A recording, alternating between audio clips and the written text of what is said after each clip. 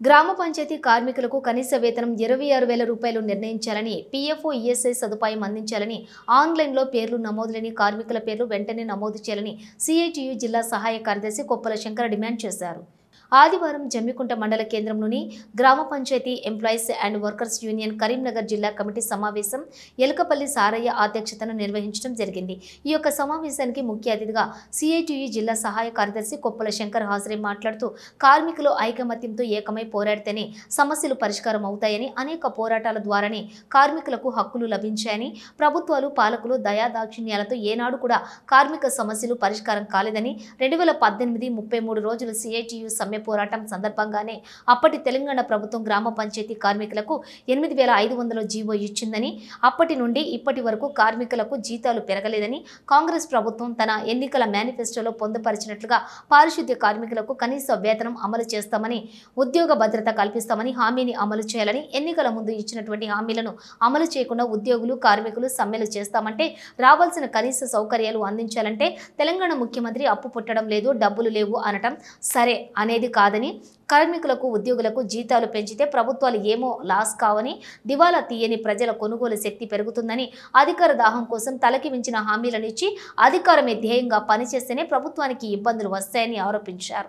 గ్రామ స్థాయి నుండి పంచాయతీ కార్మికులు నిర్మాణ పరంగా ఐక్యమై కనీస వేతనం 26,000 సాధించుకునే వరకు కూడా ఐక్య పోరాటాలు నిర్వహిస్తామని తెలిపారు. ఈ కార్యక్రమంలోని జిల్లా కమిటీ సభ్యులు కొత్తూరు మల్లయ్య, ఎండిగా రవీంద్రరావు, వడ్లూరి లక్ష్మీనారాయణ, లద్దునూరి కుమారు, ములుగురి ప్రేమ్ కుమార్, బండి సమ్మయ్య, బొబ్బిలి రమేష్, రాములు, భద్రయ్య, రవి, తిరుపతి తదితరులు పాల్గొన్నారు.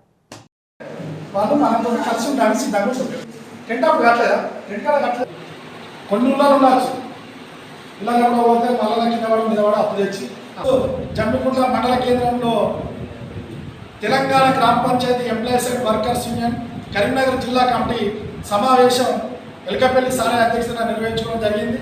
ప్రధానంగా ఈ జిల్లాలో 313 గ్రామ పంచాయతీలు ఉన్నాయి, 15 మండలాలు ఉన్నాయి.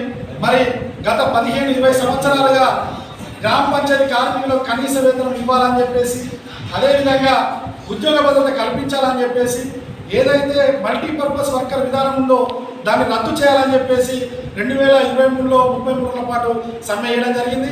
అప్పటి ప్రభుత్వం కొంతవరకే మరి కొన్ని సమస్యలు పరిష్కరించడం జరిగింది.